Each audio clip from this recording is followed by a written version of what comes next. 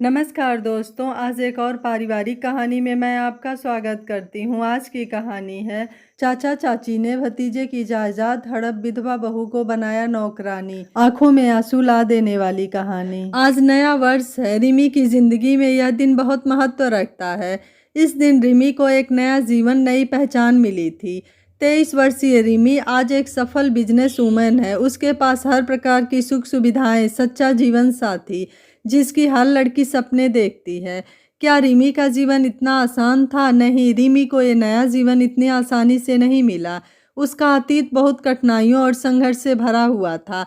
आइए जानते हैं रिमी का संघर्ष। रिमी मध्य प्रदेश के एक छोटे से गांव में मध्यम वर्गीय परिवार की लड़की। देखने में बहुत सुंदर, गोरा रंग, काली बड़ी काजल से सनी हुई आंखें, सांचे में ढला हुआ शरीर, लंबे बाल, कुल मिलाकर आसमान से उतरी हुई परी जो एक बार देखे देखता रह जाए। पढ़ाई में अव्वल, पढ़ना उसको बहुत अच्छा लगता। पढ़ लिख कर वह कुछ करना चाहती थी, परंतु गांव मात्र 10वीं तक ही स्कूल। माता पिता आगे नहीं पढ़ाना चाहते थे क्योंकि रिमी में बहुत बचपना था। 16 साल की रिमी पूरे गांव में चहकती, घर बाहर हमेशा हंसती खिलखिलाती रहती। परंतु उम्र के साथ उसकी सुंदरता को देखकर उनके माता पिता को उसकी चिंता होने लगी। अब जल्द ही इसका विवाह कर देना चाहिए। वैसे भी गांव में लड़कियों की शादी जल्दी कर दी जाती है। कोई अच्छा घर परिवार मिले तो जल्द ही इसके हाथ पीले कर दें। रिमी के 2 भाई जो बड़े परंतु एक नंबर के कामचोर और लालची थे। बड़े भाई का ब्याह हो गया था। रिमी के पिता रामेश्वर और माँ सावित्री जो अपने बेटों से हमेशा परेशान रहती और बड़बड़ाती रहती। नाच पीटिए, कोई काम के नैया, एक दारू पी के पड़ो रहते और एक पूरे गांव में आवारागर्दी करत है। एक अकेली जान कहाँ कहाँ देखे। सावित्री रिमी को चिल्लाती, ये रिमी कछु घर के काम काज सीखो, कल के दिन ससुराल जाने। पर रिमी हंसती और कहती, मैं न जाऊंगी माते, इतनी जल्दी ससुराल, अभी तो मैं तुम्हें और परेशान करूंगी, कहते हुए बाहर चली जाती है। एक दिन रामेश्वर के कोई जान पहचान वाले घर आए तो उन्होंने रिमी को देखा तो रामेश्वर से बोले, तुम्हारी बिटिया बड़ी हो गई, ब्याह नहीं करना? रामेश्वर ने कहा, करना तो है भाई, कोई अच्छा घर परिवार मिले, शहर मिले तो ज़्यादा अच्छा। मेरी रिम्मी सर्वगुण संपन्न है। रिश्तेदार ने कहा, बात तो तुम्हारी सही है, मेरी नज़र में एक बहुत अच्छा रिश्ता है, अगर तुम कहो तो बात चलाऊं। रामेश्वर ने कहा, इससे अच्छा क्या होगा, आप बात करके बताइए। कुछ दिन बाद उन्हीं रिश्तेदार ने बताया कि लड़का शहर का है, पढ़ा लिखा है और खुद का बिजनेस भी है। लड़के के चाचा चाची को रिमी की फ़ोटो पसंद आ गई और वो गांव आना चाहते हैं। रामेश्वर ने कहा, तो देर किस बात की, आप ले आइए कभी भी। इधर शहर में राजन के चाचा चाची एक बार लड़की देखने के लिए कह रहे हैं और राजन मना कर रहा था कि चाची वो बहुत छोटी लग रही है, फोटो में अभी बच्ची दिख रही है, मेरा जाना सही नहीं है, इतनी सुंदर फूल सी है, अभी नहीं है इसकी शादी की उम्र, नहीं ये सही नहीं है। परंतु चाचा चाची जिद पर आ गए, एक बार चले जाओ, गांव में लड़कियों की जल्दी शादी कर दी जाती है, तुम नहीं तो कोई और से। पर राजन तैयार नहीं था। राजन के माता पिता नहीं थे, कुछ साल पहले एक एक्सीडेंट में नहीं रहे। चाचा चाची उसे खास पसंद नहीं करते, केवल उसकी जायदाद पाना चाहते हैं। राजन शादी के लिए तैयार नहीं हो रहा था क्योंकि रिमी और राजन की उम्र में 7 साल का अंतर था। परंतु सातिर चाचा चाची के दिमाग में अलग ही खिचड़ी पक रही थी कि गांव की कम पढ़ी लिखी लड़की आएगी तो वह हमारे काम में ज़्यादा दखल नहीं देगी और न वह समझ पाएगी हमारे इरादों को कि हमें राजन की दौलत चाहिए। उस गंवार को हम अपने तरीके से नचाएंगे। राजन के सामने चाची अपना इमोशनल नाटक शुरू कर दिया।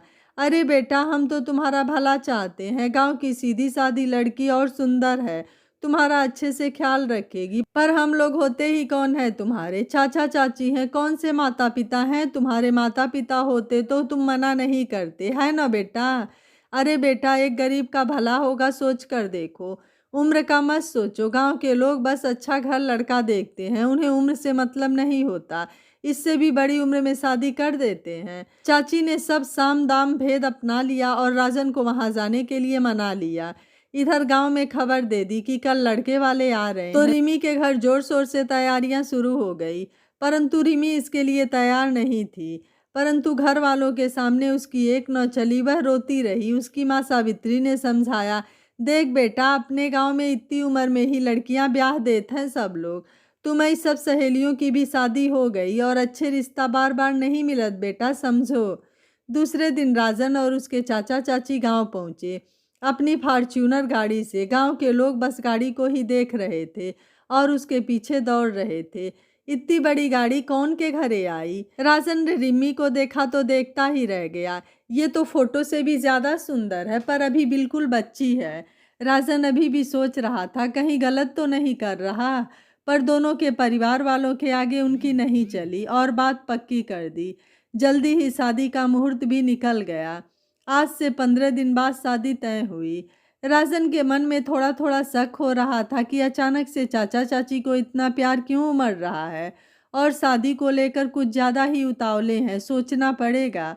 इनका अय्यासी बेटा भी तो आने वाला है। शादी में देखते हैं क्या होता है, कुछ तो दाल में काला है। देखते देखते 15 दिन निकल गए। शादी गांव के सादे तरीके से की गई। गांव के कुछ लोग और राजन के कुछ करीबी लोगों के बीच। 16 साल की रिमी को 23 साल के राजन से ब्याह दिया। अपने फर्ज से पूरे हो माता पिता गंगा नहा लिए। राजन बहुत समझदार था। उसकी उम्र भी ज़्यादा नहीं थी, 23 की ही थी। माता पिता के न रहने पर समय से पहले जिम्मेदार और समझदार हो गया था। रिमी की उम्र को देखते हुए उसने अपना रिश्ता अभी आगे न बढ़ाने का सोचा। जब तक रिमी 18-19 की नहीं हो जाती अभी उसको आगे की पढ़ाई करवाएगा। वह रिमी का बहुत ध्यान रखता, उसकी पसंद नापसंद सब कुछ, उसे हर तरह से खुश रखता, उसकी पढ़ाई में उसकी मदद करता। रिमी जो ससुराल आई तो एक बार ही पग फेरे के लिए राजन के साथ आकर उसी के साथ चली गई। उसके बाद माँ बाप ने सुध नहीं लिया और भाई भाभी तो अपने में ही मस्त रहते। रिमी को भी राजन से इतना प्यार सम्मान मिल रहा था और अपनी पढ़ाई के चलते उसे भी ज़्यादा याद नहीं आती। गांव के सरपंच के यहाँ फ़ोन पर बात कर लेती कभी कभी, पर चाचा चाची ये देखकर खुश नहीं थे। उनके मन में कुछ अलग ही चल रहा था। ऊपर से उनके बेटे की नज़र रिम्मी पर बनी हुई थी। राजन के ऑफिस जाने के बाद चाची ने रिम्मी को परेशान करना शुरू कर दिया। रिम्मी जब पढ़ने बैठती तो उसे कभी चाय बनाने कहती, कभी खाना बनाने को। दिन भर उसको काम में लगाए रखती, जिससे रिम्मी पढ़ ही नहीं पाती। शाम को थकी थकी सी रहती और राजन के आने से पहले ही सो जाया करती, कभी सोफे पर कभी डाइनिंग टेबल के पास, राजन का इंतज़ार करते हुए। एक दिन राजन ने रिम्मी से पूछा, तुम ठीक हो? तुम्हारी तबीयत ठीक नहीं है क्या? कुछ दिनों से थकी थकी सी रहती हो, पढ़ते हुए भी नहीं दिखती। रिम्मी ने कहा, नहीं कुछ नहीं, थोड़ा बहुत काम में थक जाती हूँ। एक दिन तो हद हो गई। राजन ऑफिस में था, चाचा चाची बाहर गए हुए थे। उनका बेटा था घर पर, जिसकी बुरी नज़र रिम्मी पर ही रहती। रिम्मी कमरे में पढ़ रही थी, तभी वह कमरे में आया और रिम्मी को देखने लगा। रिम्मी डर गई और उससे कहा, आप यहाँ क्या कर रहे हैं? कुछ चाहिए तो आप बोल देते, मैं बाहर आ जाती। कमल ने कहा, मुझे तुम चाहिए, जो तुम मुझे यहीं मिल सकती हो। रिम्मी घबरा गई। रिमी ने कहा, आप बाहर जाइए, नहीं तो मैं शोर मचाऊंगी। कमल ने बेशर्मी से कहा, तो मचाओ शोर, देखते हैं कौन आता है, मेरे अलावा यहाँ कोई नहीं है। कमल उसे जबरदस्ती पकड़ने लगा। रिमी चिल्लाने लगी। इतने में उसकी आवाज़ सुनकर घर में काम करने वाले माली काका आकर बुलाने लगे। दरवाज़ा खटखटाते हुए कहा, बेटा क्या हुआ, ठीक हो? माली काका की आवाज़ सुनकर कमल खिड़की से भाग गया। रिमी ने जैसे ही दरवाज़ा खोला, काका ने कहा, बिटिया आप ठीक हो? चिल्ला क्यों रही थी? रिमी ने धीरे से कहा, ठीक हूँ काका, कुछ नहीं। काका के जाने के बाद रिमी वहीं फर्श पर बैठकर रोने लगी। डर कर कमरे के कोने में दुबक कर रोने लगी। उस दिन राजन जल्दी घर आ गया, ये सोचकर कि मैं रोज़ लेट हो जाता हूँ और रिमी परेशान होती है, उसकी तबीयत भी सही नहीं है शायद। घर आकर देखा तो घर में एकदम अंधेरा था। राजन ने लिविंग रूम की लाइट जलाई, फिर अपने कमरे में गया, वहाँ भी अंधेरा था, बस सिसकियों की आवाज़ आ रही थी। राजन ने घबरा कर लाइट जलाई, देखा तो एक कोने में रिमी रो रही थी। वह जल्दी से रिमी के पास गया, उसे पकड़कर पूछा, क्या हुआ, तुम क्यों रो रही हो रिमी? ये क्या हाल बना लिया है, क्या हुआ? राजन को देखकर रिमी जल्दी से उसके गले लग गई और तेज तेज रोने लगी। राजन ने उसे चुप कराते हुए कहा, बस बहुत रो लिया, चुप हो जाओ, क्या हुआ बताओ, क्यों इतनी डरी हुई हो?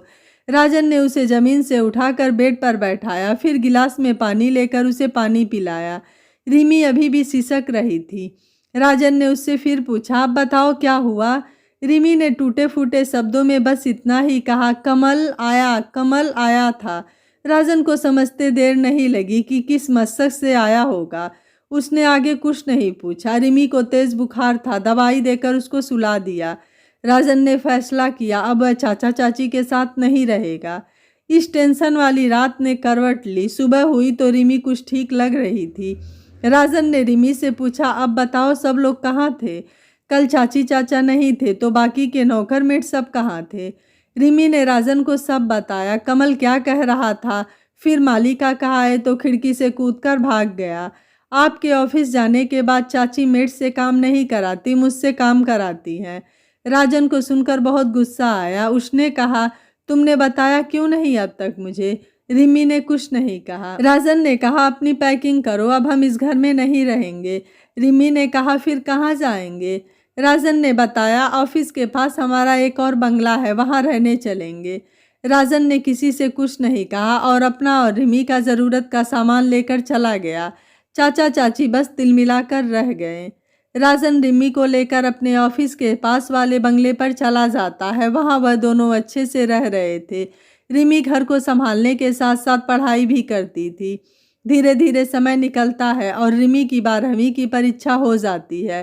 पढ़ाई में अच्छी होने से 10वीं के बाद सीधे 12वीं में प्राइवेट फॉर्म भरकर एग्ज़ाम दिया। अब कॉलेज की पढ़ाई की तैयारी थी। एक दिन राजन को ऑफिस में काम करते हुए अचानक से सिर दर्द होने लगा।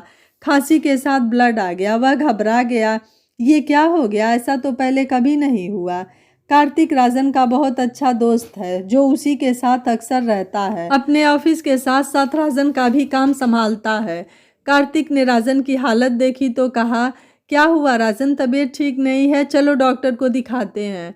राजन ने कहा, नहीं कुछ नहीं हुआ, शायद काम का प्रेशर ज़्यादा हो गया है, नींद भी पूरी नहीं हुई है, तुम जूस मंगवा दो, आराम करूँगा तो ठीक हो जाऊँगा। कार्तिक, पर ऐसे कैसे, तुझे ब्लड आ रहा है? राजन ने कहा, नहीं मैं ठीक हूँ, तुम चिंता मत करो, यहाँ किसी को मत आने देना, मैं आराम करूँगा। कार्तिक ने कहा, जैसी तुम्हारी मर्जी। वैसे एक बात कहूँ कार्तिक, कुछ दिन के लिए ऑफिस की छुट्टी ले लो, कहीं घूम आओ, अच्छा लगेगा। रिमी को भी घुमा लाओ, जब से शादी हुई है तुम लोग कहीं नहीं गए, रिमी को भी अच्छा लगेगा। राजन ने कहा, देखता हूँ, पहले ये प्रोजेक्ट कंप्लीट हो जाए। ठीक है, आराम करो, मैं आता हूँ थोड़ी देर बाद। कुछ ही दिन हुए, राजन को अपने शरीर में बहुत कमजोरी लगने लगी। कभी कभी नाक मुंह से खून आने लगा। उसने सोचा, अब मुझे डॉक्टर को दिखा लेना चाहिए, बात शायद कुछ और है। कार्तिक से कहता हूँ डॉक्टर से अपॉइंटमेंट लेने के लिए। कार्तिक और राजन हॉस्पिटल के लिए निकल जाते हैं। डॉक्टर ने चेकअप के बाद कहा, आपके कुछ टेस्ट करने होंगे मेहरा साहब। राजन, जी मैं तैयार हूँ, कब कराने होंगे? डॉक्टर ने कहा, जी आप कल सुबह 10 बजे आ जाइए। राजन ने कहा, जी doctor, thank you so much. Rajan सुबह 10 बजे हॉस्पिटल पहुंच जाता है। सारे चेकअप के बाद डॉक्टर ने कहा, मेहरा साहब आपकी रिपोर्ट कल शाम तक मिल जाएगी। अब राजन को रिपोर्ट का इंतज़ार था। पता नहीं क्या हुआ होगा, आई होप सब अच्छा हो। रिमी का क्या होगा, भगवान न करे कुछ हो गया तो वो किसके सहारे रहेगी? उसे अब चिंता होने लगी थी। वक्त के साथ रिमी सुंदर और समझदार होती जा रही थी। रिमी ने राजन को परेशान देखा तो पूछा, आप इतने परेशान क्यों हैं, आप ठीक तो हैं? 5-6 महीनों में ही दोनों एक दूसरे को समझने लगे थे। रिमी भी खुलकर बात करने लगी थी। राजन ने कहा, कुछ नहीं, बस थोड़ा सा सिर में दर्द है। रिमी ने कहा, मैं दवाई लगा दूं, फिर अदरक वाली चाय बना देती हूँ, आपको अच्छा लगेगा। राजन को रिमी का बोलना बहुत अच्छा लगता, वह बहुत मासूमियत से बच्चों जैसी बोलती। राजन ने कहा, ठीक है, पहले चाय ले आओ फिर दवाई लगा देना। रिमी ने चाय देकर दवाई लगाई। हल्के हल्के सिर दबाने से राजन को नींद आ गई। उसे बस कल शाम का इंतजार था। दूसरे दिन राजन ऑफिस के बाद शाम को डॉक्टर से अपनी रिपोर्ट लेने कार्तिक के साथ हॉस्पिटल पहुंचा। राजन को देखकर ही डॉक्टर ने कहा, आइए मेहरा साहब, आपका ही वेट कर रहा था। कार्तिक ने कहा, क्या हुआ डॉक्टर साहब, सब नॉर्मल तो है ना, कोई टेंशन वाली बात नहीं है ना? डॉक्टर ने कहा, नहीं सर, सब नॉर्मल नहीं है, बात यह है कि मेहरा साहब ने इलाज में देर कर दी या इन्हें पहले कुछ सिम्टम समझ में नहीं आए। क्या हुआ? राजन ने कहा, साफ साफ बताइए डॉक्टर साहब, क्या हुआ है, मुझे टेंशन हो रही है। डॉक्टर ने कहा, दरअसल बात यह है मेहरा साहब, आपको ब्लड कैंसर हुआ है, वो भी लास्ट स्टेज पर है। राजन तो सुनकर ब्लैंक हो गया, उसे तो कुछ सूझ ही नहीं रहा था कि क्या कहे। कार्तिक ने कहा, ये आप क्या कह रहे हैं डॉक्टर, कुछ भी मत बोलिए, एक बार फिर से रिपोर्ट चेक करें, कुछ गलतफहमी हुई है शायद आपको। डॉक्टर ने कहा, नहीं मुझे कोई गलतफहमी नहीं हुई है, इनके पास बस कुछ दिन है, ये आराम करें और अपना ध्यान रखें। मैं अभी से इनका इलाज शुरू करता हूँ, मैंने पहले ही बड़े बड़े स्पेशलिस्ट डॉक्टर से कंसल्ट कर लिया है। कार्तिक ने कहा, डॉक्टर हम यहाँ से बाहर कहीं और दिखा सकते हैं जहाँ इसका बेहतर इलाज हो सके। आजकल कोई बीमारी इतनी बड़ी नहीं है जिसका कोई उपचार न हो, हम विदेश में दिखा सकते हैं। डॉक्टर बिल्कुल इलाज है।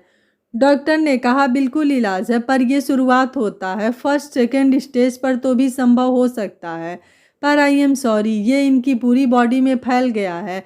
आप कहीं भी ट्रीटमेंट ले, इसका इलाज यही है जो मैं आपको दे रहा हूँ, और सब ईश्वर की मर्जी है। हम तो अपना काम कर रहे हैं, दवा दुआ दोनों लगती है। मैं दवा दे रहा हूँ, आप दुआ कीजिए मेहरा साहब जल्द ठीक हो जाएं। मैंने इनके सामने ही सारी बातें इसलिए बताई क्योंकि मेहरा साहब का मेंटली प्रिपेयर होना बहुत ज़रूरी है। गॉड ब्लेस यू मेहरा साहब, हिम्मत रखिए, दुनिया में चमत्कार भी बहुत होते हैं, बस यह ट्रीटमेंट आज से शुरू करें। राजन का तो सिर घूम रहा था, उसे समझ में नहीं आ रहा था कि क्या करे क्या न करे। कार्तिक हिम्मत कर समझा कर ऑफिस ले आया। अभी घर जाने की स्थिति में राजन नहीं था। ऑफिस में ही कार्तिक ने उसको केबिन में बैठाया, पानी पिलाया। राजन सब ठीक हो जाएगा, आज के समय में हर बीमारी का इलाज है, तुम भी ठीक हो जाओगे, टेंशन मत लो। राजन कार्तिक के गले लगकर फफक कर रो पड़ा। क्यों कार्तिक, क्यों मेरे साथ ही ऐसा क्यों? मैंने किसी का क्या बिगाड़ा है जो भगवान मेरे साथ ऐसा कर रहे हैं? बताओ कार्तिक, क्यों? पहले मेरे माता पिता को छीन लिया, अब ये बीमारी। मेरी उम्र ही क्या है, अभी 24 का ही हूँ। अभी देखा ही क्या है मैंने, पहले पढ़ाई, फिर माँ बाप का जाना और ये जिम्मेदारियाँ। राजन बस रोए जा रहा था। कार्तिक भी क्या कहे, सही तो कह रहा है राजन। राजन ने कहा, कार्तिक मुझे कुछ हो गया तो रिमी का क्या होगा, वो तो अभी बच्ची है, उसकी भी तो जिंदगी अभी शुरू हुई है। सब खत्म हो जाएगा कार्तिक, सब खत्म। कहाँ जाएगी वो, क्या करेगी? बताओ कार्तिक, बताओ मैं क्या करूँ? मुझे अभी जीना है। मम्मी पापा के जाने के बाद रिमी के साथ हंसना बोलना शुरू किया था, जिंदगी कुछ अच्छी लगने लगी थी। बहुत देर तक राजन रोता रहा, सिसकता रहा। अब कार्तिक ने उसे दवाई खिलाई, जिसके असर से कुछ देर में राजन को नींद आ गई। कार्तिक अब बहुत चिंतित था, उसे भी पल भर को चैन नहीं आ रहा था। उसने राजन को संभाल लिया, उसे कौन संभाले? करीब 2 घंटे बाद सोकर उठा। राजन अब काफ़ी गंभीर और शांत था। उसने अपने मन में कुछ फैसला लिया जो उसे पूरा करना था। राजन और कार्तिक घर के लिए निकल लिए। राजन जब घर पहुंचा तो रिमी को देखकर उसकी आंखों में नमी आने लगी, परंतु उसने आंसू बहने से रोक लिया। वह अभी नहीं बताना चाहता था। जितने दिन छुपा कर रख सकूं रखता हूं, वो अभी से दुखी हो जाएगी, यह सोच ही रहा था कि रिमी की नज़र राजन पर पड़ी। रिमी, अरे आप आ गए, आइए, वहाँ क्यों खड़े हैं, जल्दी आइए, मुझे बहुत भूख लगी है, खाना खाते हैं, आप ही का इंतज़ार कर रहे थे। रिमी की आवाज़ से राजन जैसे होश में आया। वह उसके सामने दुखी नहीं होना चाहता था। मुस्कुराते हुए कहता है, हाँ चलो मैं फ्रेश होकर आता हूँ, तुम खाना लगाओ। दोनों मिलकर खाना खाते हैं। उसके बाद रिमी सोने चली जाती है, परंतु राजन की आंखों में नींद नहीं थी। वह सोच रहा था, क्या होगा इसका, इसके खुद के माता पिता खबर नहीं लेते, मेरे चाचा चाची मेरे न हुए तो इसके क्या होंगे, और वो कमल तो एक नंबर का आवारा गुंडा, अपनी ही भाभी पर बुरी नीयत रखता है। सोचते सोचते कब नींद आ गई उसे पता ही नहीं चला। सुबह ऑफिस में राजन कार्तिक से बात करता है। राजन ने कहा, कार्तिक मैंने एक फैसला लिया है, तुम मानोगे, बहुत ज़रूरी बात तुमसे कहना चाहता हूँ। कार्तिक ने कहा, हाँ कहो, मैं सुन रहा हूँ, मैं तो हमेशा तुम्हारे साथ हूँ, जो भी फैसला लिया है बताओ। तुम मेरे बड़े हो, फिर मेरे लिए मेरे भाई दोस्त परिवार सब हो। आज जो कुछ मेरे पास है सब तुम्हारा दिया तो है, मेरा है कौन? राजन ने कहा, कार्तिक मेरी ये सारी प्रॉपर्टी, ऑफिस, फैक्ट्री, घर सब रिमी के नाम पर करना है। चाचा का कोई भरोसा नहीं, उसे कब घर से बाहर कर दें, और मेरे जाने के बाद तुम रिमी का पूरा ध्यान रखोगे, उसकी जिम्मेदारी मैं तुम्हें देता हूँ। तुम्हें पता है हमारे रिश्ते की सच्चाई। अच्छा हुआ जो मैंने अपना रिश्ता आगे नहीं बढ़ाया। वो बहुत समझदार है, फिर अभी उसमें बचपना है, प्लीज़ उसे तुम संभाल लेना। इतना कहते हुए वह बहुत भावुक हो जाता है और आंखों में आंसू आने लगते हैं। कार्तिक ने कहा, राजन संभालो अपने आप को, सब ठीक हो जाएगा। हम बेस्ट से बेस्ट ट्रीटमेंट कराएंगे। तुम्हें कुछ हो गया तो मैं भी अनाथ हो जाऊंगा। ऐसे मत बोलो, कुछ नहीं होने दूंगा। राजन ने कहा, कार्तिक मेरे बाद सब तुम्हें ही संभालना है। रिमी के सपने पूरे करना है, कमल और चाचा चाची को देखना, उनकी नज़र मेरी जायदाद पर है। कमल का कोई भरोसा नहीं, कब क्या करे। मैं चाहता हूँ मेरे जाने से पहले सब सेटिल कर दूँ। तुम समझ रहे हो ना। कार्तिक, तुमने सुना ना डॉक्टर ने क्या कहा। मैं कितना भी इलाज करा लूँ, मेरे पास ज़्यादा दिन नहीं है। पता नहीं भगवान ने मुझे किस बात की इतनी बड़ी सज़ा दी है। कार्तिक ने कहा, नहीं भाई, ऐसा कुछ नहीं है, तुम ठीक हो जाओगे। भगवान अच्छे लोगों की ही परीक्षा लेते हैं। कार्तिक जब छोटा था, 12-13 साल का अनाथ था, सड़क किनारे जूते पॉलिश करता था। एक दिन राजन के पापा से कहा, साहब पॉलिश करा लो, कुछ पैसे मिल जाएंगे, कल से कुछ खाया नहीं है। राजन के पापा को दया आ गई उस पर। उन्होंने पूछा, क्यों, घर में कोई नहीं है? तुम भूखे क्यों हो? क्या नाम है तुम्हारा? छोटू साहब, सब छोटू छोटू कहते हैं। कोई गाली देता है, कोई कुछ कहता है। मैं अनाथ हूँ साहब, मेरा कोई नहीं है। राजन के पापा ने कहा, चलो मेरे साथ, मेरे घर में रहोगे। कार्तिक खुश हो गया। आप मुझे काम देंगे? उन्होंने कहा, हाँ चलो सब देंगे, खाना रहना। और राजन के पापा उसे घर ले आए। राजन और उसकी माँ को सारी बातें बताई तो राजन की माँ भी खुश हो गई। ये आपने अच्छा किया, हमारे राजन को एक दोस्त और भाई मिल जाएगा। राजन भी बहुत खुश हो गया। तब से राजन और कार्तिक साथ में हैं। दिवाली के समय छोटू उनके घर आया था, इसलिए उसका नाम उन्होंने कार्तिक रखा। राजन के मम्मी पापा के जाने के बाद राजन दूसरे घर चला गया, जो राजन के पापा ने उसके नाम पर लिया था। चाचा चाची उसे पसंद नहीं करते थे। धीरे धीरे समय निकल रहा था और हालत खराब होती जा रही थी। एक दिन घर पर सुबह सुबह राजन की तबीयत ज़्यादा खराब हो गई और उसके मुंह और नाक से खून आने लगा। ये देखकर रिम्मी बहुत घबरा गई। ये क्या हुआ आपको? ये खून क्यों निकल रहा है? आपकी तबीयत ठीक नहीं है, आप बहुत कमज़ोर होते जा रहे हैं, इतना काम मत किया करो। और रिम्मी खुद से राजन का खून साफ करती है। मैं डॉक्टर को बुलाऊं? कार्तिक ले आएंगे। राजन ने कहा, नहीं मैं ठीक हूँ रिम्मी, तुमसे कुछ ज़रूरी बात करनी है, बैठो मेरे पास। रिम्मी ने कहा, बातें बाद में करेंगे, पहले आप आराम करें, मैं आपके लिए कुछ खाने के लिए लेकर आती हूँ। राजन ने कहा, हाँ ठीक है, पर जल्दी आना। राजन ने सोचा, अब टाइम नहीं है, मेरी हालत दिन ब दिन बिगड़ती जा रही है, उसे सब कुछ बताना होगा, अब और नहीं छिपा सकता। रिमी राजन के लिए चाय और कुछ नाश्ता लेकर आती है और उससे कहती है, आप डॉक्टर को दिखा लीजिए, आपकी तबीयत ठीक नहीं है, कुछ दिनों से आप कमज़ोर होते जा रहे हैं। राजन ने कहा, रिमी मेरी बात ध्यान से सुनो, मैं तुम्हें बहुत ज़रूरी बात बताने वाला हूँ, प्लीज़ तुम धैर्य रखना रिमी। रिमी, मुझे बहुत बड़ी बीमारी हो गई है जिसका इलाज अब संभव नहीं है। मैं कुछ दिनों का मेहमान हूँ, मुझे ब्लड कैंसर हुआ है, तुम सुन रही हो ना? रिमी हंसते हुए कहती है, क्यों सुबह सुबह मजाक कर रहे हो? ऐसे तो आप कभी नहीं करते हो। मैं बस एक बार डॉक्टर को दिखाने को कर रही हूँ। राजन ने गहरी सांस लेते हुए कहा, रिमी मैं मजाक नहीं कर रहा हूँ, मैं सही कह रहा हूँ। रिमी ने कहा, मजाक नहीं कर रहे तो डरा रहे हैं? अब आपसे मुझे डर नहीं लगता, एक आप और कार्तिक हैं जिनसे मैं खुलकर बोल पाती हूँ। और हंसने लगती है। उसे लगता है राजन उसको चिढ़ा रहा है। राजन इस बार जोर से कहता है, रिमी मैं झूठ नहीं बोल रहा, जो कह रहा हूँ सीरियस होकर सुनो। हमेशा बचपना सही नहीं है, अब अपनी जिम्मेदारियों को समझो। राजन ऐसा नहीं कहना चाहता था, पर उसे पता था रिमी ऐसे नहीं सुनेगी। राजन के ऐसा बोलने से रिमी डर जाती है, चुप हो जाती है, क्योंकि राजन ने कभी उससे ऐसे बात नहीं की। राजन ने प्यार से उसके सिर पर हाथ फेरा और उसके हाथ को अपने हाथ में लेकर बोला, सॉरी रिमी, मैं ऐसे कभी नहीं बोलता, पर तुम सुन ही नहीं रही हो। रिमी मैं मजाक नहीं कर रहा, न तो तुम्हें डरा रहा हूँ, मैं तो खुद बहुत डरा हुआ हूँ। ये बात बिल्कुल सच है कि मैं बीमार हूँ और मुझे कैंसर हुआ है, वो भी लास्ट स्टेज पर है।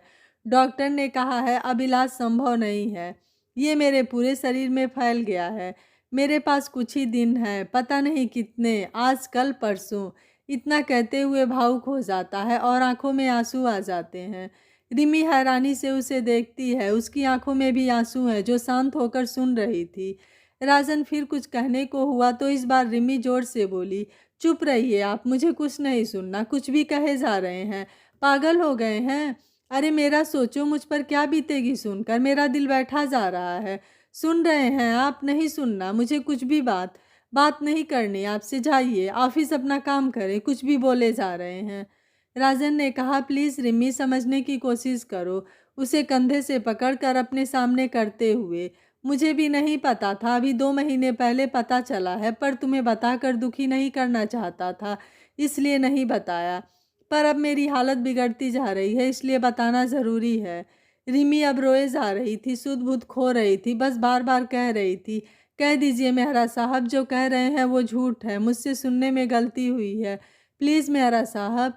इतने में कार्तिक आ जाता है। उसे देखकर रिमी उसके पास जाती है, कहती है, कार्तिक देखो ये मेहरा साहब क्या कह रहे हैं, सुबह सुबह कुछ भी बोल रहे हैं। तुम मेरे भी अच्छे दोस्त हो ना, बोलो इनसे कुछ भी ना कहें। मैं अब बचपना नहीं करूंगी, अपनी जिम्मेदारियों को भी अच्छे से निभाऊंगी और पढ़ाई भी करूंगी, फिर तो कोई भी शिकायत नहीं होगी ना आपको, बोलो मेहरा साहब। कार्तिक ने राजन की तरफ देखा तो उसने इशारे से बताया कि मैंने सब बता दिया है, अब तुम ही संभालो रिमी को। राजन का इशारा समझते हुए कार्तिक ने रिमी को संभाला, उसे बैठाया, पानी पिलाया, फिर बोला, अब ठीक हो? उसने धीरे से हाँ में सिर हिलाया।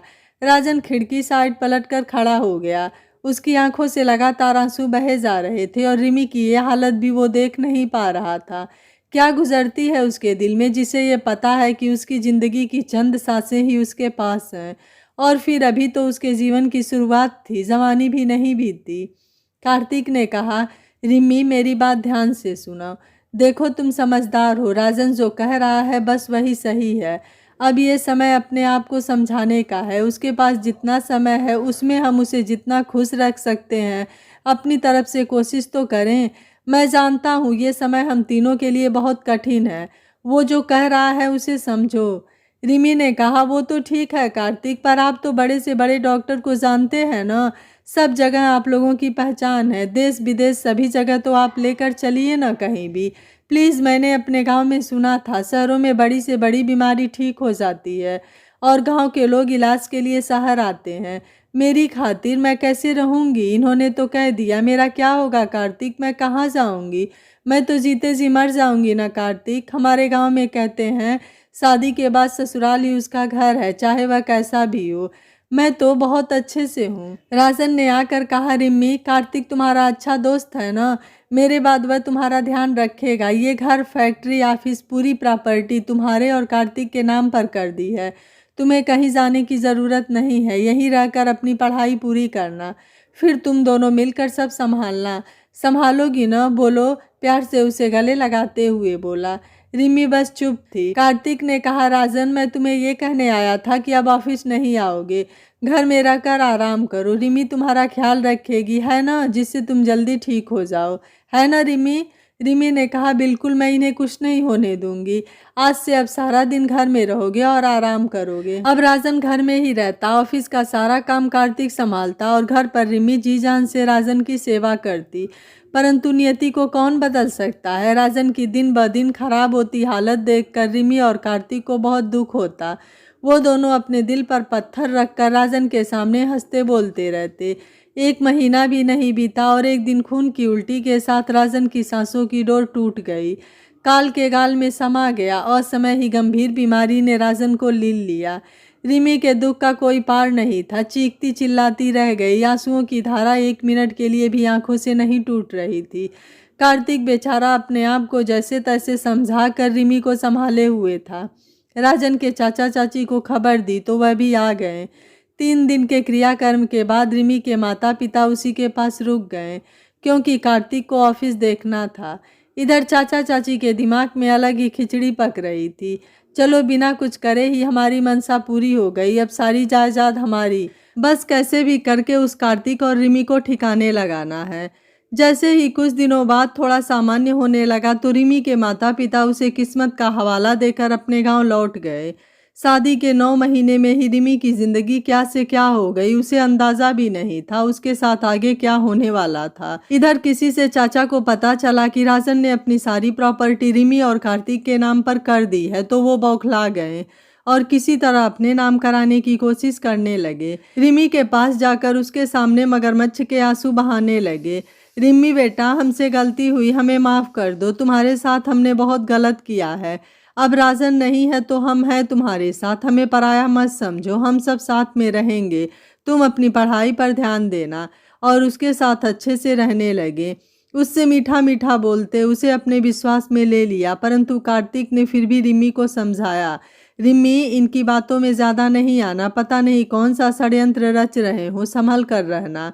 ऐसे ही कुछ दिन अच्छे से रहे। फिर एक दिन कार्तिक को किसी काम से बाहर जाना था तो मौका देखकर उस पर धोखे से पेपर पर साइन करा लिया। अब उनकी खुशी फूली नहीं समा रही थी कि सारी जायदाद उनकी हो गई। कार्तिक और रिमी को भनक भी नहीं लगने दिया कि उन्होंने क्या किया है और सामान्य बने रहे। उनका बेटा भी जेल में था किसी जुर्म में, तो रिमी को अभी कोई डर नहीं था। कार्तिक को किसी काम से 2 दिन के लिए विदेश जाना था तो वह रिमी को समझाने लगा, अच्छे से रहना, डरना नहीं, मैं 2 दिन में वापस आ जाऊंगा और तुम अपना ध्यान रखना। राजन के जाने के बाद रिमी बहुत चुप चुप रहने लगी थी। वह ज़्यादा बात नहीं करती, बस हाँ हूँ में जी जवाब देती। इसलिए कार्तिक को ज़्यादा चिंता रहती। बहुत ज़रूरी होता तभी वह शहर से बाहर जाता था। कार्तिक के बाहर निकलते ही रिमी का जी घबराने लगा, जैसे कुछ गलत होने वाला है। अपने आप ही उसकी आंखों में नमी आ गई और अपने कमरे में जाकर बैठ गई। चाचा चाची अपनी योजना सफल बनाने में लग गए। दोपहर से शाम हो गई, किसी ने उसे खाने पीने के लिए नहीं पूछा। रात में भी ऐसे ही सो गई। चाची ने आज घर के सभी नौकरों को काम से छुट्टी दे दी, बस चाचा चाची ही घर पर थे। सुबह भी रिमी बाहर नहीं आई तो चाची ने जोर जोर से बुलाना शुरू कर दिया, अरे वो महारानी, अब क्या घर में ही रहने का इरादा है या बाहर भी आओगी? आवाज़ सुनकर रिमी हड़बड़ा गई और डरते हुए चुपचाप बाहर आकर खड़ी हो गई। चाची ने कहा, क्यों देवी जी, दोपहर से सुबह हो गई, आपने दर्शन न दिए। अब हम तुम्हारे सामने पूजा प्रसाद का सामान ले आते हैं और भोग लगाते हैं। रिमी, नहीं नहीं, वो हम। उसके गले से डर के मारे आवाज़ ही नहीं निकल रही थी। चाची ने कहा, क्या वो में हम? जाओ जाकर हमारे लिए चाय नाश्ता बनाओ और खुद भी खाओ। चाय नाश्ता करने के बाद रिम्मी से चाची ने कहा, जाओ और अपना सामान बांधो और निकलो यहाँ से। रिम्मी की एकदम हैरानी से आंखें फैल गई। वह चाची को देखने लगी, शायद उसने कुछ गलत सुन लिया हो। ये आंखें फाड़कर क्या देख रही है? सुना नहीं? अपना सामान बांधो और निकलो यहाँ से। रिमी सहम गई। उसने कहा, मैं कहाँ जाऊंगी, मैं यहाँ किसी को नहीं जानती। चाची ने कहा, जहन्नुम में जा, कहीं भी जा। रिमी का हाथ पकड़ उसको बाहर कर दिया। रिमी चाची के पैर पकड़ते हुए बोली, चाची जी प्लीज़ ऐसा मत करिए, इतने बड़े शहर में मैं कहाँ जाऊंगी, मेरा यहाँ कोई नहीं है, प्लीज़ चाची जी कार्तिक को आ जाने दीजिए। चाची ने रिमी को पैर से झिड़कते हुए, अरे जा, तेरा वो शुभचिंतक भी यहाँ नहीं रहेगा, अब जाओ यहाँ से, और उसके मुँह पर दरवाज़ा बंद कर दिया। वह खटखटाती रही, दरवाज़ा पीटती रही, परंतु उन्होंने एक न सुनी। वह घबराई हुई वहीं दरवाजे पर बैठी रही। उसे सामान भी न लेने दिया। धीरे धीरे थके कदमों से गेट के बाहर आई। उसे ये भी नहीं पता किस दिशा में जाऊं, कहाँ जाऊं। कभी अकेले घर से नहीं निकली। उसे तो गांव का पता भी नहीं मालूम। पता नहीं भगवान मेरे साथ कौन सा खेल खेल रहे हैं, क्यों इतना कठोर हो गए भगवान। अपनी सुध बुध खोए रिमी बस चलती जा रही थी। 2 दिन से कुछ न खाने पीने से धूप में उसका सिर चकराने लगा। माली काका किसी काम से उस तरफ आ रहे थे। आज उन्हें भी छुट्टी दे दी गई थी। दूर से ही उन्हें देखकर लगा जैसे रिमी हो।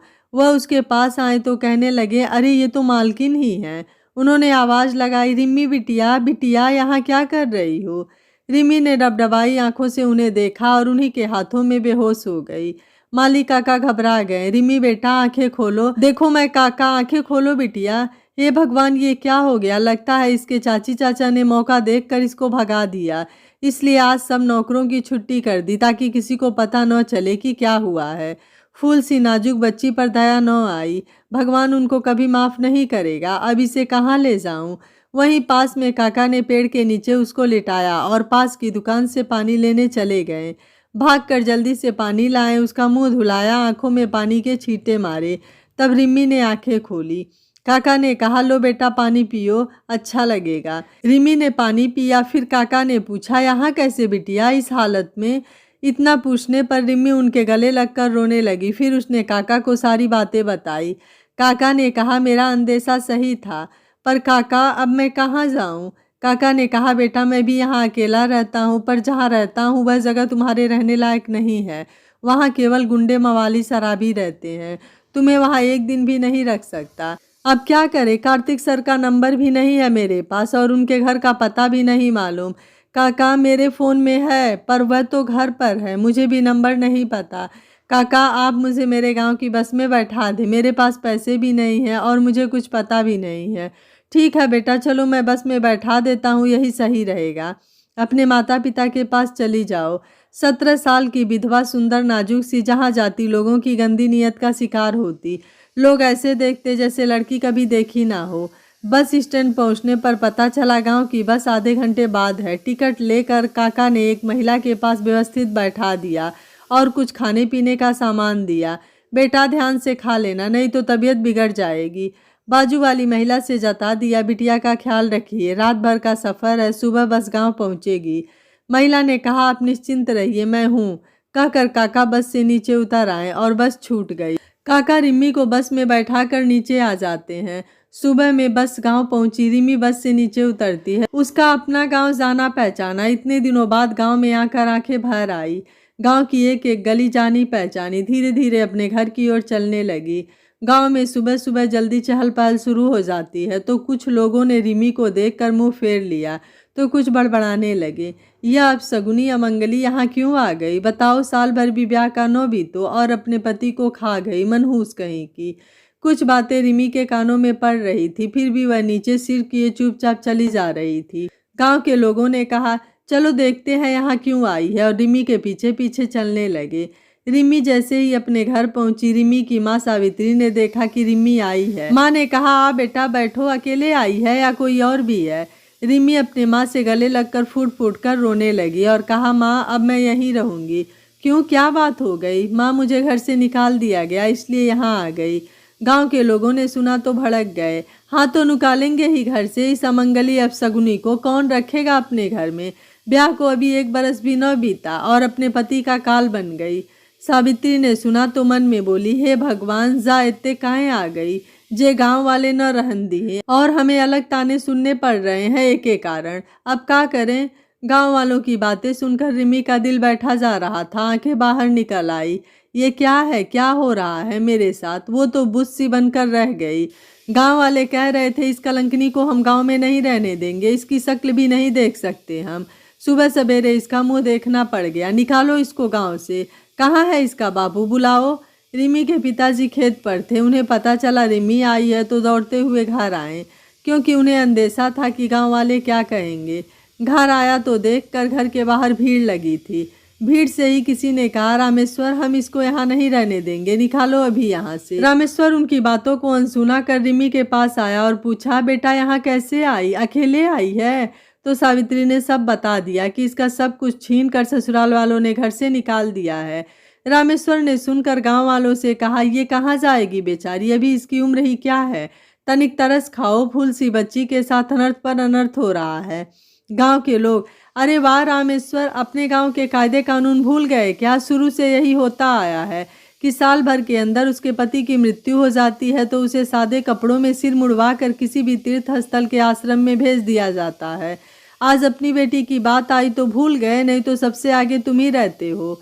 रामेश्वर चुप हो गया। सही तो कह रहे थे ये लोग, आज से पहले सबसे आगे मैं ही रहता था, आगे इन सब नियम कानून में। फिर भी रामेश्वर ने एक बार फिर कोशिश की, इतनी सी उम्र में हम कहाँ भेजें, आप लोग सोचें। गांव वालों ने कहा, ये सब नहीं पता, अब फैसला सरपंच ही करेंगे। अरे कोई बुला कर ले आओ सरपंच को। रिमी के भाई भाभी भी तमाशा देख रहे थे, वो भी कुछ न बोले, क्योंकि वो खुद ही जायदाद के लालच में उसके पास जाने वाले थे। उन्हें पता चला अब इसके पास कुछ नहीं है तो उन्होंने भी अपना मुंह फेर लिया और तमाशा देखने लगे। बाप बड़ा न भैया, सबसे बड़ा रुपया। गांव के मुखिया जी को बुलाया जाता है। मुखिया जी आते हैं और सारी बातें सुनते हैं। मुखिया जी रामेश्वर से कहते हैं, देखो रामेश्वर, हमारे गांव का नियम तो शुरू से ही यही रहा है कि कोई साल भर के अंदर विधवा हो जाए तो उसे गांव में नहीं रहने दिया जाता। अपने गांव में कम उम्र में ही ब्याह दिया जाता है, तो किसी एक की वजह से नियम तो नहीं बदलेगा ना। रामेश्वर कुछ न कह पाया, क्योंकि गांव में मुखिया का फैसला आखिरी फैसला होता है। सारे गांव वाले एक साथ चिल्लाने लगे, हाँ हाँ निकालो इसे, यहाँ से हम नहीं रहने देंगे इसे। रिम्मी बेजान गुड़िया सी बनी हुई सबकी बातें सुन रही थी। 2 पल का भी सुकून नहीं मिला उसे अपने घर आकर। उसका सिर घूमने लगा, चक्कर खाकर गिरने ही वाली थी कि किसी के मजबूत हाथों ने उसे थाम लिया। ये कोई और नहीं, कार्तिक था। गांव वालों का इस तरह से व्यवहार देखकर कार्तिक को बहुत दुख हुआ। उसने कहा, ये क्या कर रहे हैं आप लोग? आप लोगों के सीने में दिल नहीं है क्या? बच्ची के साथ ऐसा सलूक करते शर्म नहीं आई? उसको सहानुभूति और प्यार देने की जगह उसका तिरस्कार कर रहे हैं। गांव वालों ने कहा, तुम कौन होते हो बीच में बोलने वाले, और कहाँ से आए हो? कार्तिक ने कहा, मैं राजन का भाई दोस्त। सब राजन ने अपने जाने के बाद रिमी की जिम्मेदारी मुझे सौंपी थी। मैं बाहर गया था काम से, काम जल्दी हो गया तो कल ही लौट आया। रिमी से मिलने घर गया तो पता चला कि उसको घर से निकाल दिया। अपने गांव गई है तो मिलने चला आया। यहाँ आकर आप सभी का दुर्व्यवहार देखकर बहुत दुख हुआ। गांव के लोगों ने कहा, ये अमंगली अपशगुनी है। 1 साल के भीतर ही इसका पति चल बसा। ये मनहूस है, हम इसे यहाँ नहीं रहने देंगे। इसका चेहरा देखना भी हमें पाप है। कार्तिक ने कहा, यह क्या बकवास है? उसे बीमारी थी जिसके कारण वह चला गया, इसमें इनकी क्या गलती? हम लोग तो रोज इनका चेहरा देखते हैं। हम लोगों के साथ तो कुछ भी नहीं हुआ। आज के ज़माने में ऐसी सोच कौन रखता है? रामेश्वर ने कहा, जाने दो बेटा, इसे जहाँ इसका भाग्य ले जाए। रिम्मी यहाँ रही तो हम भी यहाँ नहीं रह पाएंगे। अब इस उम्र में हम कहाँ जाएंगे? इन लोगों के ताने सुन सुनकर तो हम वैसे भी बिना मौत मर जाएंगे। कार्तिक ने कहा, शर्म नहीं आती आपको अपनी बेटी से ऐसा कहते हुए? एक तो बिना सोचे समझे उसकी शादी करवा दी, और अब आप ही मुकर रहे हैं। जब माँ बाप ही साथ नहीं देंगे तो कौन देगा? रामेश्वर ने कहा, बेटा, हम जिस समाज बिरादरी में रहते हैं वहाँ के कायदे कानून तो मानने पड़ेंगे। उससे बाहर तो नहीं जा सकते। अब इससे ब्याह भी कौन करेगा? तीर्थ स्थल पर धर्म ध्यान करेगी तो इसके लिए अच्छा है। कार्तिक ने कहा, क्यों क्यों नहीं करेगा कोई इससे ब्याह? अभी उम्र ही इसकी क्या है? और विधवा होना कोई गुनाह तो नहीं। सबकी जिंदगी और मौत लिखी होती है, उसमें कोई कुछ नहीं कर सकता। अभी जिस उम्र में ये है उस उम्र में लड़कियां पढ़ती हैं, लिखती हैं, अपने सपने बुनती हैं, अपना बचपना जीती हैं। आप लोगों ने तो उसका सब कुछ छीन लिया। यहाँ तो बिना मौत के मौत से बदतर सजा सुनाई जा रही है। गांव वाले बोले, ए शहरी बाबू, आप हमें प्रवचन न दें, अपनी वकालत नहीं झाड़े, हमें अपना काम करने दें। कार्तिक ने कहा, कौन सा अच्छा काम कर रहे हैं आप? जीते जागते इंसान को बिना गुनाह के सजा दे रहे हैं। बहुत अच्छा न्याय है। विधवा हो जाने से इंसान इंसान नहीं रह जाता क्या? उसकी आत्मा, भावनाएं, इच्छाएं मर जाती हैं। अरे भाई, उन्हें भी समाज में जीने का अधिकार है, दोबारा अपनी जिंदगी में रंग भरने का अधिकार है। आज इस स्थिति में लाने वाले भी आप ही लोग हैं। उन्हें पढ़ाइए, लिखाइए, इतना सक्षम बनाइए कि अपने पैरों पर खड़ा करें, विपरीत परिस्थितियों में किसी का सहारा न लेना पड़े। अब गांव और शहर में कोई अंतर नहीं है, फर्क तो सिर्फ सोच का है। ससुराल वाले ऐसा दुर्व्यवहार करें तो मान भी लें, आप तो मायके वाले हैं। आप लोगों की बेटी है, उसका घर है। बेटियां माँ बाप के घर ही तो आती हैं। आप लोग बताइए, जब से यहाँ आई हैं इनका मुंह देखने से किसका मंगल हुआ? कौन सा अपशगुन हो गया? कार्तिक ने कहा, विधवा को एक कमरे में रहने से, फीका खाने से, सिर मुड़ाने से क्या हो जाएगा? बताइए, अपनी सोच बदलिए, इंसानियत दिखाइए। किसी को दया नहीं आई कि 17 साल की बच्ची कहाँ जाएगी, क्या करेगी? रिमी के भाई ने कहा कि आप कौन हैं जो इस तरह से इतना ज्ञान दे रहे हैं? अरे आपसे कहेंगे तो आप करेंगे उससे ब्याह, अपनाएंगे उसे? बड़े आए हमदर्द बनने वाले। बातें करना सरल है, निभाना मुश्किल है। कार्तिक ने कहा, मैं रिमी को यहाँ से ले जाने ही आया हूँ। राजन ने मुझसे कहा था इन्हें पढ़ा लिखा कर काबिल बनाना, ताकि अपने पैरों पर खड़ी हो सके, और इनका साथ हमेशा देना। रिमी चाहेगी तो मैं उससे शादी करने को भी तैयार हूँ। विधवा विवाह कोई पाप या जुर्म नहीं है। किसी की जिंदगी में उसकी मर्जी से उसे खुशियां देना, उनमें रंग भरना, उनका साथ देना गलत तो नहीं है। सन 1886 में सरकार ने खुद विधवा विवाह पुनर्विवाह की मान्यता दी थी, और अब तो सरकार भी ऐसे लोगों को कल्याणी नाम से संबोधित करती है। और तो और विधवाओं के लिए कई प्रकार की कल्याणी योजनाएं चलाई जा रही हैं। जब सरकार इतना सोचती है तो हम और आप कौन होते हैं किसी की जिंदगी का फैसला लेने वाले? उसका दुख नहीं बांट सकते, सहानुभूति नहीं दे सकते, मार्मिक भाव नहीं रख सकते, तो कम से कम अत्याचार तो मत करो। दुर्व्यवहार तो मत करो। कैसे माँ बाप भाई हैं जिन्हें लोगों के कहने पर अपनी बेटी अपनी बहन का दुख दिखाई नहीं देता। उन्हें बेटी से बढ़कर समाज, बिरादरी और उनके नियम कानून ज़्यादा ज़रूरी हैं। पर कहते हैं ना, लोगों की सोच को बदलना इतना आसान नहीं होता। उन्हें अपने बरसों पुराने बनाए नियम ज़्यादा ज़रूरी हैं, खास तौर पर गाँव में। कार्तिक ने कहा, चलो रिमी, क्या तुम चलोगी मेरे साथ? रिमी तो अपनी सुध बुध खोए बस एकटक सबकी बातें सुन रही थी। उसे कुछ समझ नहीं आ रहा था कि क्या हो रहा है उसके साथ। एक हादसे ने उसका जीवन ही पलट गया। मानो मर्यादाओं के आगे खून के रिश्ते भी बदल गए। कोई किसी का नहीं होता। अपनों से बढ़कर आज एक पराया मेरे लिए खड़ा है। कार्तिक ने रिमी को ऐसे खोया हुआ सा देखा तो फिर से कहा, रिमी, रिमी, सुन रही हो ना? रिमी को कंधे से पकड़कर झकझोड़ा। रिमी, कहाँ खोई हो? क्या हुआ? तो रिमी एकदम से हाँ हाँ कहकर बोली, रिमी, मैंने कहा मेरे साथ चलोगी ना राजन का सपना पूरा करने? रिमी ने कहा, हाँ कार्तिक, चलो चलूंगी। हाँ, है ही कौन हमारा? हमारे अपनों ने तो हमें मरने के लिए छोड़ दिया। एक नज़र गांव वालों और अपने घर, अपने परिवार को देखा और कार्तिक के साथ गाड़ी में बैठ गई। एक नज़र पलट कर नहीं देखा और चली गई, कभी न वापिस आने के लिए। गांव वाले और परिवार के लोग चुपचाप मूक दर्शक बने हुए उसे जाते देखते रहे। सावित्री की रामेश्वर की आंखों से जरूर आंसू लुढ़क आए। अपने नियम कानून में जकड़े होने के कारण कुछ नहीं कर पाए, क्योंकि आज से पहले इस तरह के फैसले रामेश्वर ही आगे बढ़ बढ़कर करता था। रामेश्वर मन में सोचता है, शायद मुझे किसी की आह लगी होगी, तभी आज यह स्थिति मेरे साथ हुई है और मैं कुछ नहीं कर पाया। किस मुंह से, किससे क्या कहे? मेरे कर्मों की सजा मेरी बेटी को मिली है। गाड़ी में रिमी एकदम चुपचाप मुरझाई सी बैठी हुई थी। कार्तिक ने एक ढाबे पर गाड़ी रोकी और रिमी से कहा, रिमी, बाहर आओ, मुंह हाथ धो लो, अच्छा लगेगा। चेहरा देखो पीला पड़ गया है। रिमी ने कहा, मन नहीं है। कार्तिक ने कहा, रिमी, बाहर आओ, कल से कुछ नहीं खाया पिया है। गांव में भी केवल ताने ही मिले हैं। चलो आओ।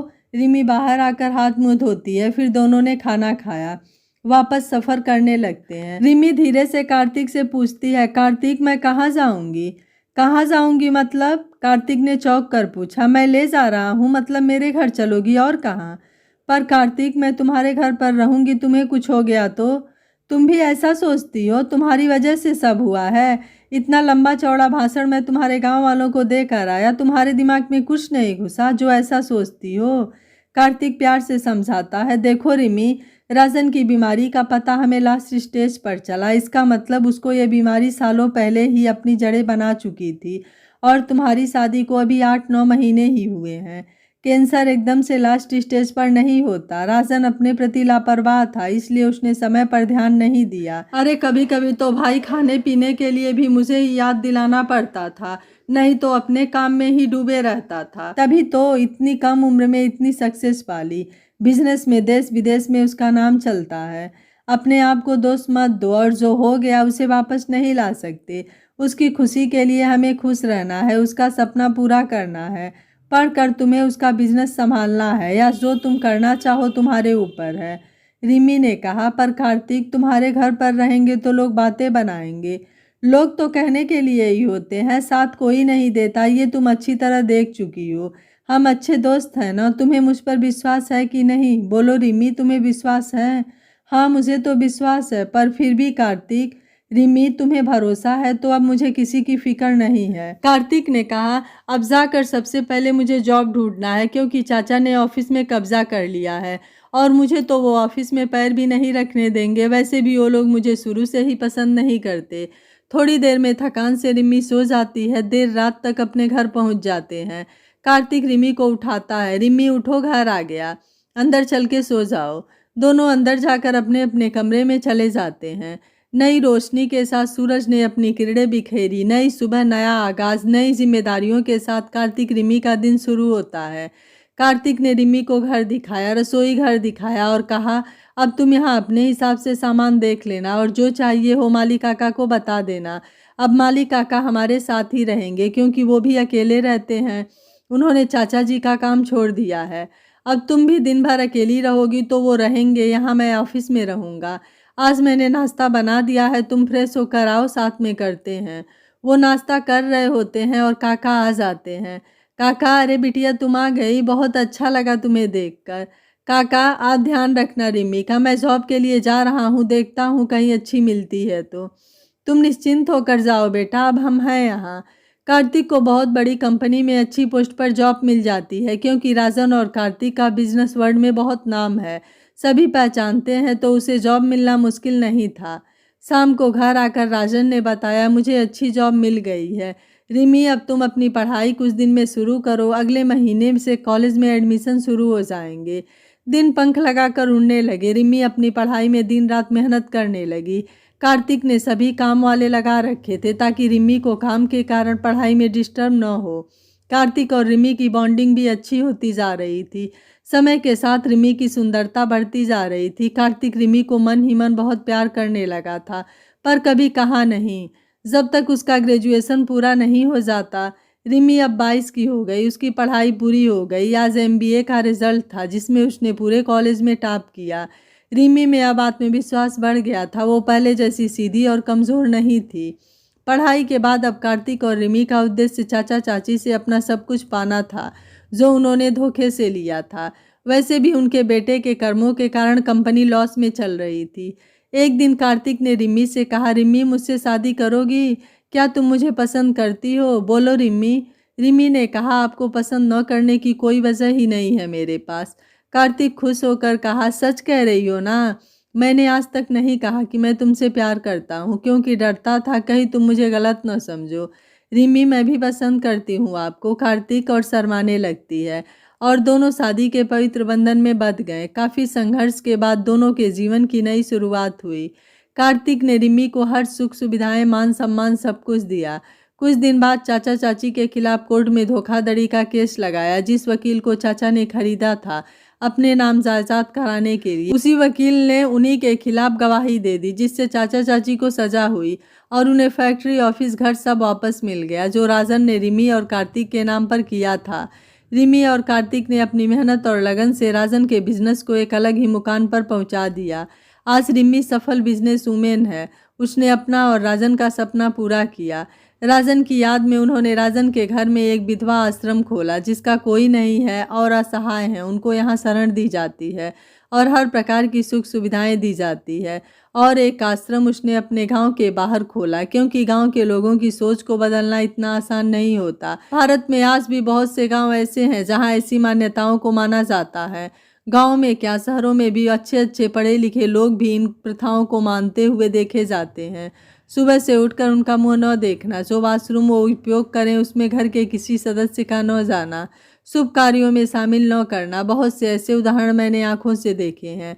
विधवा का दूसरा विवाह होना कोई अपराध नहीं है। उन्हें अपनी मर्जी से जीवन जीने का अधिकार है। उन्हें सम्मान की जिंदगी दे, दुख में उनका सहारा बने, सहयोग करे, अपनापन दिखाएं, उन्हें अपमानित कर छोटा न दिखाएं। जिंदगी इंसान को एक ही बार मिलती है। हम भी समाज में अच्छे से रहें और दूसरे को भी रहने दें, क्योंकि हर रिमी को कार्तिक नहीं मिलता। यह कहानी आपको कैसी लगी? आप मुझे अपनी राय कमेंट बॉक्स में ज़रूर दीजिएगा। वीडियो पसंद आया है तो वीडियो को लाइक, शेयर एंड चैनल को सब्सक्राइब कर लीजिएगा। Thank you for watching. मिलते हैं अगली कहानी में।